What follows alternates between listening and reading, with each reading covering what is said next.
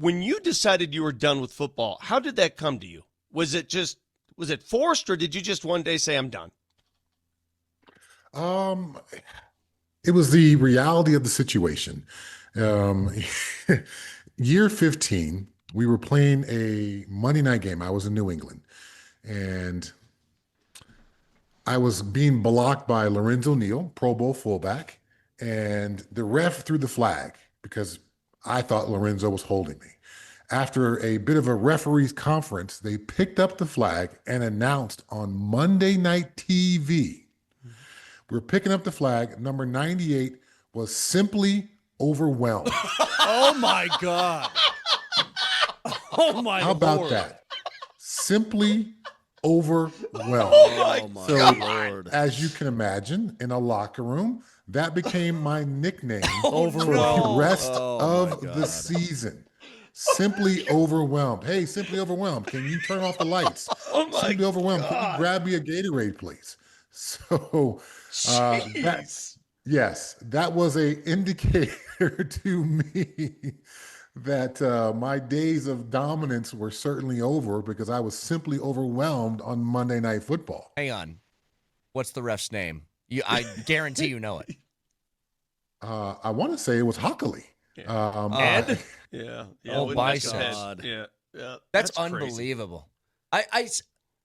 You know what? We got to find this guy. We got to do something about this. I'm mad for you, Chad. It reminds Thank me you. I of. appreciate that. Did you ever hear the story? It's one of my favorite ones. It was a few years back. Vontae Davis, who was a really good cornerback in the league for a decade plus. He's at the end of his career. He's playing for, I think it was Buffalo at the time, and it's like week 3. It's halftime. Took off his pads, took off his jersey, and left. He retired. He goes, I can't play anymore. I'm not good enough. Yeah. Like at halftime of the game, he was like, I'm no use to you or myself by continuing to do this. Gosh, that's crazy though. So, Chad, let's start here. We talk both NFL and college football with you, but I want to start with the Broncos. How impressed were you last week with the win over the Eagles? Like, do you think this changes the way that their confidence can build? Oh, absolutely. When you reel off 18 straight, when you are the team who makes the plays rather than doesn't make the play, when you're the team who plays cleaner and smarter, and the other team who comes in as a Super Bowl champion, they're the one who makes the mistakes. Yeah, this is to steal a phrase from my old college coach, Bill McCartney. This is one of those springboard games. You can spring forward off this, and people are like, "Oh, is this one of those cornerstone games?" Is whatever phrase you want to put on it. Well, it only becomes that when you use it to spring forward, when you use it to move forward, to gain confidence, as you talked about. And as I'm talking about here, your ability to take this game and take the lessons from it and now apply it to virtually every game you play after this for the rest of the season. So is it one of those games? It certainly has the opportunity to be. I can't confirm it's going to be. We'll see 3 or 4 weeks down the road. If they've done all the things that they were unable to do before this game and now are able to do after, yes, it becomes one of those springboard, cornerstone, whatever you want to call it type of games. I'm so glad you said that, because what did it for me, what put me over the top a little bit in more belief with the Broncos, I'm watching the Eagles' faces, okay, the guys on the sideline, and they realize, you can see they're befuddled, number one, but they realize it's the Broncos doing it to them rather than like them doing it to themselves or whatever the case may be.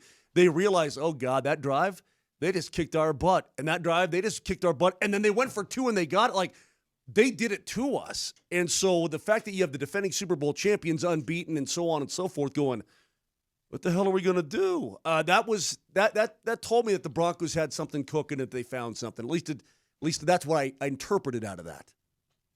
I saw the same thing, Moj. I definitely did. And when you go for 2, the amount of confidence that becomes from the offense to the coach and the coach to the offense, that's one of those things that you can build upon. When the most critical drive of the ball game, you go on an 11-play drive against the defending champs and they can't do anything to get you off the field, when you've done all these things previous to this game that have gotten yourself off the field, now the defending champ can't get you off the field, can't stop you when they desperately need to. Yeah, you are going to see confused and sad faces on the other sideline a lot if you're able to continue that and keep that up. Are the Broncos the best team in the AFC West? Man, I mean, a couple weeks ago, it seemed like the Chargers were going to run away with this, Vic. 3 straight AFC West wins in a row, and now the Broncos are up there with the Chargers. Yes, they are playing the best. The bit of shine has come off the Broncos. So I suppose we'll see who is the best, but right now the Broncos are playing the best football. But it's the NFL. It's a week-to-week league. And just because you showed us something last week doesn't necessarily mean it's going to repeat this week. And I know the Broncos are trying to avoid the conversation about this being a trap game. You went from a team that was undefeated to a team that hasn't won. So it has all the makings of that. But who gets to determine that? The Broncos get to determine that. Their attitude, their ability to play to their standards. Now, we just saw them play an inferior opponent in the Cincinnati Bengals, and they didn't bow down to the Bengals. They played to their standards for most of the game.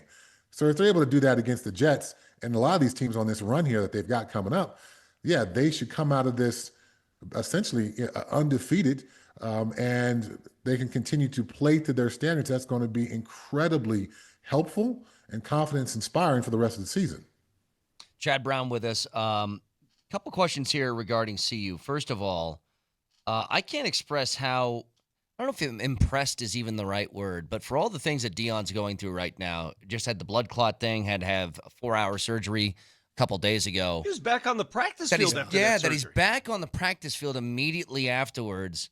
I think it says something about Deion and in his commitment to the program. I know the results aren't where they want it this year, but I think it's wildly impressive how committed he is despite all these troubles that he's going through. It's a difficult job. We all know how difficult these jobs are. When you couple that in with the medical concerns, I mean, the life-threatening, limb-threatening, he's already had toes amputated, medical concerns. I've got to tip the cap. So you can have whatever feelings you have about the Buffs and the program and how things have gone, but you have to be impressed by the stoicness. Because for the most part, for a guy who loves to talk, he doesn't love to talk about this. He used the opportunity for the bladder cancer to raise awareness, but not for a woe is me. Talking about these leg issues and these blood clots, very reluctant to talk about that. So for a guy who seems to publicize anything and make a campaign around stuff, this is something he's kept under cap, and he's tried to be an old school football guy who, swallows the injury and shows up tough and shows up for his team over and over and over again. So, I've got issues with the on the field product, but from a modeling toughness, from modeling being stoic to his football team, I'm incredibly impressed. All right, what game do you have this week? I am off this week. I got Sir Paul McCartney on Saturday night here in Denver. Do you really? That's what I got. Oh, my goodness gracious. That sounds like it. You know what? I saw the Stones. Was it last summer? When did I see the Stones? They still killed it, man. So I'm guessing Sir Paul can probably still kill it. How old's that dude? I've seen clips. He's got to be 81. Yeah. I think he's 82. 82? 82. Wow. I am looking forward to this. I've got this weird thing where if an all-time great comes into town, well, they got me. That's it. I got to see an all-time great. So I've seen James Brown here in Denver. I've seen Rod Stewart here in Denver. I've seen Carlos Santana here in Denver. I've seen Prince here in Denver. And now I get to add Sir Paul McCartney to it. So Tennessee, Alabama next week, I'm looking forward to that. I'm looking forward to Bryant-Denny Stadium. I'm looking forward to SEC football. But this weekend, it's Paul McCartney, man. I'm going to go up to the Buffs game on Saturday morning, get a chance to do my thing up there, and then me and the wife will come home, feed the dog, walk the dog real quick, and then head out to see Paul McCartney. That's awesome. I'm going to end this interview the same way that Vic just ended our chat with Eric Johnson of the Avs. If you get a call in January about a team that needs a pass rush, would you? I don't know. He doesn't want to be overwhelmed again. Oh my God. God. 55 years old, I like to think that I look like I can still play. We talked last week how I went to the Seattle Seahawks top 50 all-time players event last week. I was honored there. And I kept myself in pretty good shape.